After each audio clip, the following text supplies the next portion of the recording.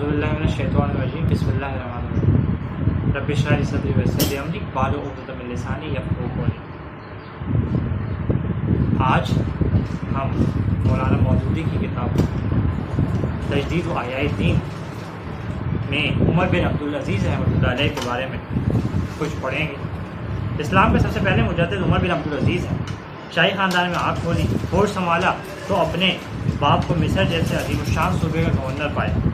बड़े हुए तो खुद उमूमी सल्तनत के मातहत गवर्नरी पर मामूर हुए। शाहाना बनी उमैया ने जिन जागीरों से अपने ख़ानदान को मालामाल किया था, इनमें इनका और इनके घराने का भी बहुत बड़ा हिस्सा था।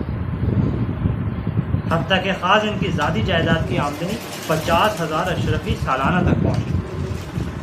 रईसों की तरह पूरी शान से रहते थे। लिबास, खुराक, सवारी, मकान, आदात व खसाइल सब वही थे जो शाही हुकूमत में शहजादों के होते हैं। इस लिहाज से इनका माहौल इस काम से दूर की मुनासिबत भी ना रखता था जो बाद में उन्होंने अंजाम दिया। लेकिन इनकी माँ हज़रत उमर रज़ियल्लाहु अन्हु की पोती थी। नबी सल्लल्लाहु अलैहि वसल्लम की वफ़ात के बाद की वफ़ात की 50 ही बरस हुए थे जब वो पैदा हुए। इनके ज़माने में सहाबा और ताबीन बकसरत मौजूद थे। इब्तिदा में उन्होंने हदीस और फ़िक़्ह की पूरी तालीम पाई थी, यहाँ तक कि मुहद्दिसीन की सफ़े अव्वल में शुमार होते थे और फ़िक़्ह में इज्तिहाद का दर्जा रखते थे। बस इल्मी हैसियत से तो इनके लिए जानने और समझने में कोई वक्त ना थी, दिक्कत ना थी कि नबी सल्लल्लाहु अलैहि वसल्लम और खुलफाए राशिदीन मुहद्दिसीन के अहद में तमद्दुन की असास किन चीज़ों पर थी और जब खिलाफत बादशाही से बदली तो इन बुनियादों में किस नौइयत का तग़य्युर वाक़या हुआ। अलबत्ता जो चीज़ अमली हैसियत से इनके रास्ते में रुकावट हो सकती थी वो ये थी कि इस जाहिली इनकलाब का बानी खुद इनका अपना ख़ानदान था। इसके तमाम फ़ायदे और बेहद हिसाब फ़ायदे इनके भाई बंदों और ख़ानदानों की ज़ात और इनके बाल बच्चों को पहुँचते थे और इनकी ख़ानदानी असबियत, ज़ाती तमा और अपनी आइन नस्ल की दुनियावी खैरख्वाही का पूरा तकाजा ये था कि वो भी तख्ते शाही पर फ़िरौन बनकर बैठे।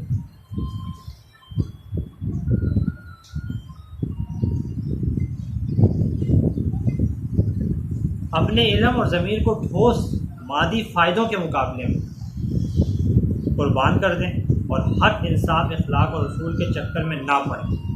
मगर जब 37 साल की उम्र में बिल्कुल इत्तेफाकी तौर पर तख्ते शाही इनके हिस्से में आया और उन्होंने महसूस किया कि किस कदर अजीम और शान जिम्मेदारी इन पर आन पड़ी है तो दफ़तन उनकी ज़िंदगी का रंग बदल गया। उन्होंने इस तरह किसी अदना तामिल के बगैर जाहिलियत के मुकाबले में इस्लाम के रास्ते को अपनाने के लिए मुंतखब किया कि गोया ये इनका पहले से सोचा हुआ फैसला। तख्तशाही इन्हीं ख़ानदान तरीके पर मिला था, इन्हें ख़ानदानी तरीके पर मिला, मगर बैत लेते वक्त मजमे आम में साफ कह दिया कि मैं अपनी बैत से तुम्हें आज़ाद करता हूँ, तुम लोग जिसे चाहो खलीफा मुंतखब कर लो। और जब लोगों ने बर्ज़ा व रग़बत कहा कि हम आप ही को मुंतखब करते हैं, तब उन्होंने खिलाफत की अनान अपने हाथ में ली, यानी कि कमान। फिर शाहाना करो फ़िरौनी अंदाज़, कैसर व किसरा के दरबारी तरीके सब रुख़सत किए और पहले ही रोज़ लवाज़िम शाही को तर्क करके वो तर्ज इख्तियार किया जो मुसलमानों के दरमियान की खलीफा होना चाहिए। इसके बाद इन इम्तियाज़ात की तरफ तवज्जो की जो शाही ख़ानदान के लोगों को हासिल थी और इन्हें तमाम हैसियतों से आम मुसलमानों के बराबर कर दिया। वो तमाम जागीरें जो शाही ख़ानदान के कब्ज़े में थीं अपनी जागीर समेत बैतुल माल को वापस की। जिन जिन की ज़मीनों और जायदादों पर नाजायज़ कब्ज़ा किया गया था वो सब इन्हें वापस दी। इनकी अपनी ज़ात को इस तग़य्युर से जो नुकसान पहुँचा इसका अंदाज़ा इससे किया जा सकता है कि 50,000 की जगह सिर्फ 200 अशरफी सालाना की आमदनी रह गई। बैतुल माल के रुपए को अपनी ज़ात पर और अपने ख़ानदान वालों पर हराम कर दिया, हत्ता के खलीफा होने की ऐसे से तनख्वाह तक न दी। अपनी ज़िंदगी का सारा नक्शा बदल दिया। खलीफा होने से पहले शाहाना शान के साथ रहते थे, खलीफा होते ही फ़कीर बन गए।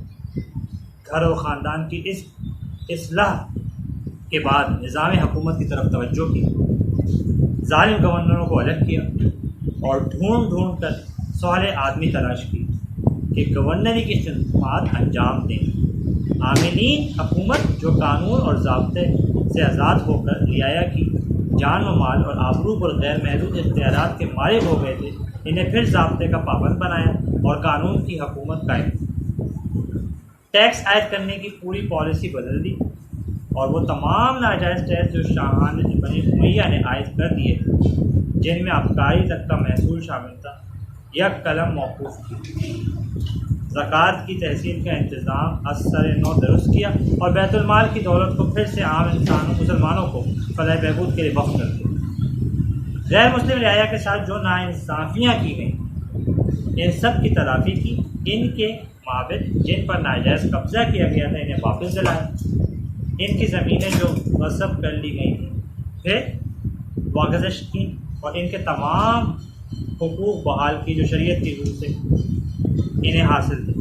अदालत को इंतज़ामी हुकूमत के दखल से आज़ाद किया और हुक्म बैन और नास के ज़ाब्ते और स्पिरिट दोनों को शाही निज़ाम के असरात से पाक करके इस्लामी उसूलों पर कायम किया। इस तरह हज़रत उमर बिन अब्दुल अज़ीज़ के हाथों से इस्लामी निज़ाम हुकूमत दोबारा ज़िंदा हुआ।